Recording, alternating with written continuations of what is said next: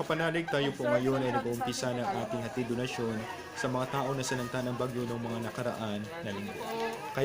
Kung kayo po ay bago sa ating YouTube channel, huwag po kalimutan mag-subscribe, like, comment, at i-share ang video inyong napapanood.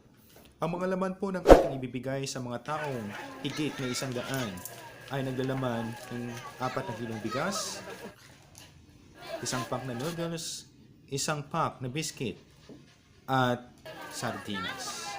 At mayroon din po tayong mga damit para sa kanila, lalong-lalo na sa mga walang nasusuot na damit. At ang ating mga katulong mga kapanalig ay nag-volunteer na sumama upang mamahagi ng biyaya para sa ating mga kaibigan na nasalanta ng bagyo dito sa Montalban, Rizal. At kung inyong napapansin mga kapanalig, mayroon pa po na mga basura na nakatambak sa likod o sa gilid na kung saan tayo ay namamahagi ng ating biyaya. Kaya ang mga taong ito ayon sa kanila ay hindi pa masyado naabutan ng tulong mula sa iba't ibang ahensya ng ating gobyerno. Kaya ito ay malaking pasasalamat nila sa atin dahil sila ay ating naabutan at nabigyan ng konting tulong na nagmula sa ating mga mabubuting kaibigan. Kaya po, ayan, ang mga taong ito ay talaga namang bakas sa kanilang mukha ang tuwa at galak nang sila ay makatanggap ng biyaya na nagmula sa atin. Kaya mga kapanalig, tayo din po ay nagpapasalamat sa mga taong malalapit sa atin na nagtulong para mabigay, nagpaabot ng bigas, ng noodles, at ng biscuit, sardinas, at mga damit at iba pa.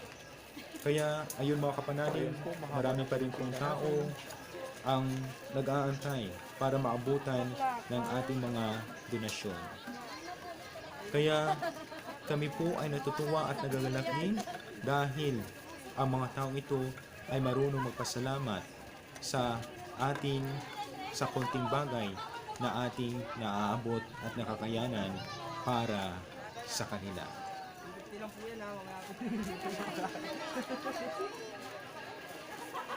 Bet, bawal do bata. Pagkatapos po nito ay mayroon pa rin po tayong ibibigay sa kanila ng mga konting donasyon at ito ay biyaya rin nagmula sa ating kaibigan o mga kakilala. Kaya alam po namin na ito ay makakatulong kahit papaano sa mga taong ito na bakas ang pangangamba kung ano ang mangyayari sa kanila pagkatapos nitong mga trahedya na nangyayari sa kanila. Kaya ayan po, tuloy-tuloy pa rin po tayo sa pagbabahagi ng mga biyaya para sa kanila.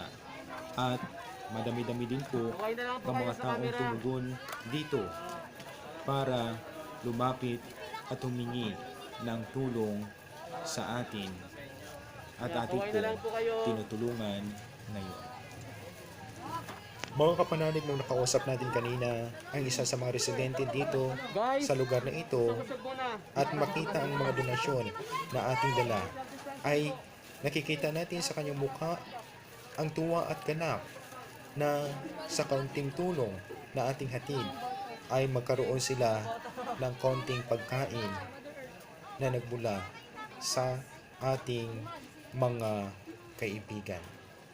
At mga kapanalig, tuloy-tuloy pa rin po tayo ng pagbabahagi ng ating mga donasyon para sa kanila, para sa mga nasalanta ng bagyo na ito.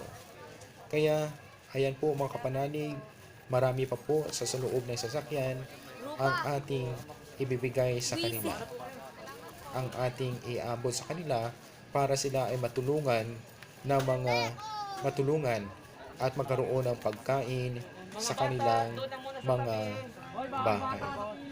At mga kapanalig, ito po ay amin ding papasalamat sa mga sponsor, sa mga kaibigan at mga kakilala na tumulong upang masiayos ang ating pagpunta rito at sa mga sasakyan na ating ginamit para maghatid ng tulong sa kanila. Mga kapanalig, ayun po, madami-dami pa rin po ang mga tao na nag-aantay para maabutan ng ating mga tulong sa kanila. Arayan po ay sila ay pinapalinya ng mga tao na kanilang mga kasamahan dito sa Rodriguez, Rizal. Po mga kapanalig, parang konti na lang po ang nasa loob ng sasakyan at atin na po unti-unting napaabot sa kanila ang kanilang mga donasyon o ang mga donasyon na ating ibinabahagi sa kanila. At maya-maya din po ay kasunod nito ang ikalawang bahagi ng ating pamimigay dito sa kanila na naglalaman ng iba't ibang klaseng pangangailangan at mayroon din pong cash na ibibigay para sa kanila, lalong-lalo na sa mga mahihirap na walang maigagastos para sila ay may pambili ng kanilang bigas o pangangailangan sa loob ng bahay. Kaya muli mga kapanalig, kami po ay nagpapasalamat sa mga taong patuloy na tumutulong at tumutugon sa panawagan na tumulong sa ating kapwa at sa mga nasalanta ng bagyong Ulysses. At ayan kapanalig, mga kapanalig, konti na lang po ang mga nakapila at maya-maya po ay matatapos na tayo sa ating pagbabahagi ng mga biyaya o ang unang bahagi ng ating pamamahagi ng mga biyaya para sa kanila o sa mga taong nasasalanta ng bagyo. Kaway na lang po. At din po mga kapanalig, ibaba na rin po natin ang mga damit para sa kanila, lalong-lalo na sa mga taong walang maisusuot. At ayan po, konti na lang po ang ating na mga donasyon o ang ating ibibigay para sa kanila. Kaya mga kapanalig, kung kayo po ay bago muli, kung kayo po bago sa aking YouTube channel, huwag niyo pong kalimutan mag-subscribe, like at mag-comment para updated kayo sa ating gaganapin na mga pagtulong sa mga nasalanta ng bagyong Ulysses at sa mga pagbibigay natin ng tulong sa mga nangangailangan. Ayun po, patapos na po ang ating pagbibahagi at maya-maya po dadako na tayo sa ikalawang bahagi ng